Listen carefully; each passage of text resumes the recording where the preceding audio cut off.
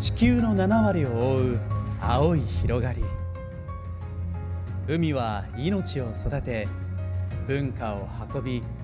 私たちの暮らしを支えてきました。でもその関係はいつの時代も同じだったわけではありません。今もう一度海との関係を見直す時が来ています。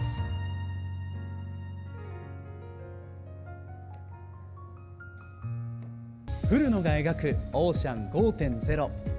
それは海と人が共に生きるという新しい地図です。海の恩恵をすべての命が受け取れるように、そして私たちが海に恩返しできるように、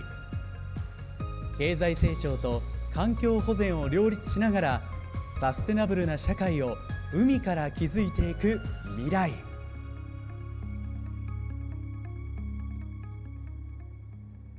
海の恩恵をすべての生きるものへ。我々古野は海に育てられた企業として、海から得られる恩恵をすべての人々と生物が得られる世界、さらに海へ恩返しする未来を目指します。その実現のためにこれから何に臨み、何を生み出そうとしているのか、未来への公開プランをどうぞご覧ください。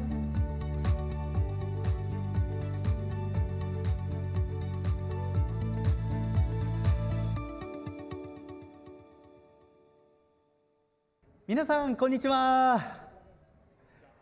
私本日司会を務めさせていただきます古野公式アンバサダーの魚のお兄さんかわちゃんと申します。今日もファシリテーションで皆様をサポートさせていただきます。一緒に今日の時間を盛り上げていただきたいと思います。どうぞ皆様よろしくお願いいたします。映像の最後にありました海の恩恵をすべての生きるものへ、こちらは古野が超長期方針として掲げたものであります。オーシャン 5.0 というコンセプトは今から25年先の2050年時代の未来社会を思い描いています。1948年に生まれた古野はその頃には創業100年を超えています。その先で皆様のお役にきっと立てているはずと思います。古野のメインフィールドである海を舞台に未来への取り組みをマリタイム DX と題しまして、まずは古野電機 CTO として古野の技術力を統率し牽引していただいている石原さんからご紹介いただきましょう。皆様こんにちは。古野電機の石原です。私たち古野はお客様のさまざまな課題に対してテクノロジーの力で向き合い、新しい価値と可能性を生み出す取り組みを進めています。世界の物流の多くを担う商船の運航は今、より安全で効率的な体制が求められています。しかし、その運航を支える船員の数は年々減少を続けています。私たちはこうした課題に対し、船と陸をつなぐリモート支援の体制を構築し、船上でのトラブルに陸から寄り添う仕組みを整えてきました。航行支援システムや自動運航の技術も実用段階に近づいています。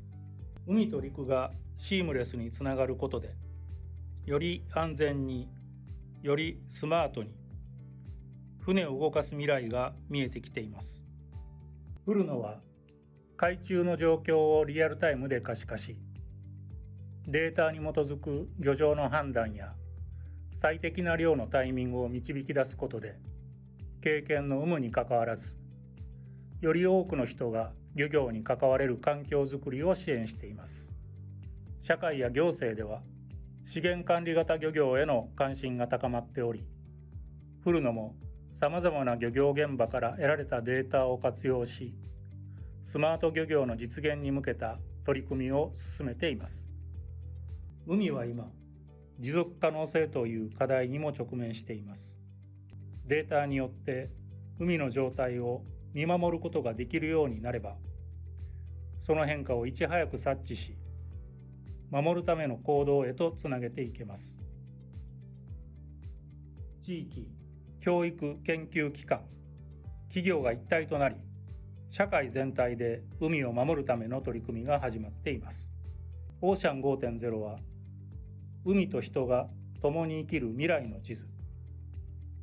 その航海をこれからも皆さんと共に進めていきます。共に新しい航路を描いていきましょう。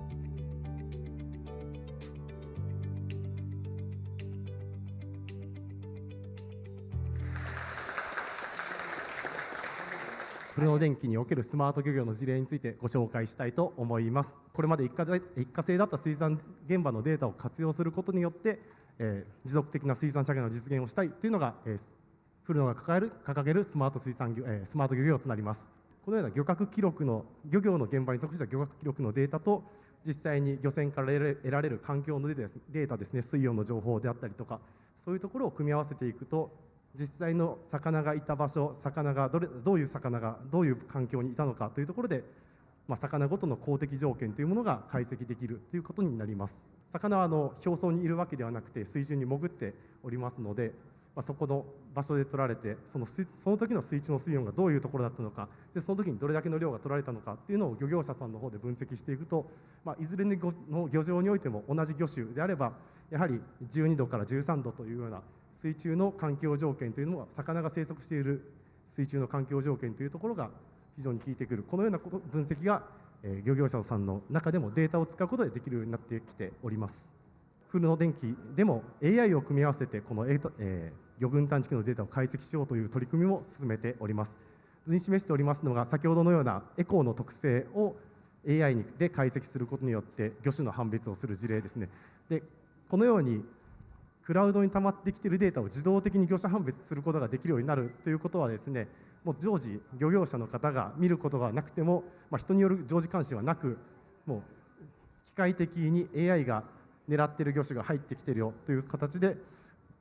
これは例で LINE で出してますけども、本当に定置網に設置してある部位から今何がどれだけ入ってますよ、このような形で精進省力が図れるようなサービスが今実現できている現在地となっております。2050年で想像できる海の世界観、それがオーシャン 5.0。 そのテーマの一つに海の環境が挙げられています。中でも海洋ゴミ問題、こちら世界的に大きな注目を集めていますが、それに向けた取り組みをここではゲストスピーカーをお招きしてお話しいただきます。2019年 G20 大阪サミットということで、ちょうどここの夢洲の隣先島というところがありますけど、そこで開催されたわけです。2050年これ世界で海洋に流出する新たなプラスチックごみによる汚染というのを2050年までにゼロにしていこうと、画期的な世界の約束事が取り交わされたわけです。海ごみゼロ大阪未来創造プロジェクトと題しまして、一緒に取り組もうということで、協定を締結をいたしまして、連携して取り組んでいこうということで今取り組んでございます。今右の画像でですね、ポチポチと言ってます。これ大阪府の東の方を流れる音痴川という川ですけれども、これ AI に研修されてですね、赤い四角で囲っている部分がですね、 AI がここゴミがあるよ、ペットボトルがあるよとかっていうのを検知した部分です。そこは AI の力を使って自動的にモニタリングできるようにしようとやってくれています。この技術の一番の問題はですね、水中のゴミっていうのがどうなっているのか、その実態が実は全然分かっていません。水中のゴミに関しては古野電機さんの超音波を使われた魚群探知機で使われている技術を使って観測できるんじゃないかということを期待しています。魚群探知機で直接ですね、その量とかを計測することができるかっていう問いですが、結論から言いますと非常に難しい。いくつか超えるべき技術的な課題はあると思ってます。ある海域でどのぐらい魚がそこにいて、どれぐらいこの漁獲をしていいかみたいなやつを調査をするんですけども、そこで使われている技術っていうのも基本的には超音波を使ってますと。じゃあその高度化された超音波という技術でゴミを探知できますかとなると、その海底とかその水中にあるゴミについては実はまだ十分知見が蓄えられてないんですね。今後どういった取り組みを推進されていきますか。その淀川から出てきたゴミ、この赤い点々はそのプラスチックゴミとして見立ててますけども、それが海の中で潮の流れだったり風に吹かれてとか、そういったいろんな外力の中で海の流れに乗ってどのように、動いていくのか、流されていくのか、漂流していくのかっていうのをシミュレーションしたんです。3つのステップを考えております。で最初の1つ目のステップですけれども、プラスチックごみ、海洋ごみそのもののその推計技術、これの精度を上げていく研究が必要であると思います。2つ目のその主要河川の流出量の観測技術で、この1番、2番ができて初めて、次はこの広域にゴミの状態とか量っていうのを計測していく、この3つのステップっていうのをやっていければ、ここにあるようなその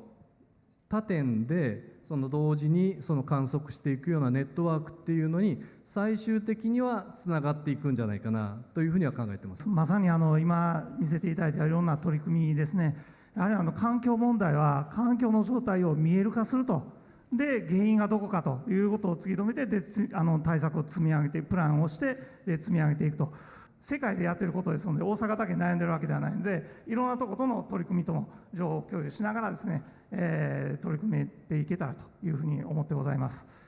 海と人との共存共栄、その実現には皆様のたくさんの視点とさまざまな力が必要です。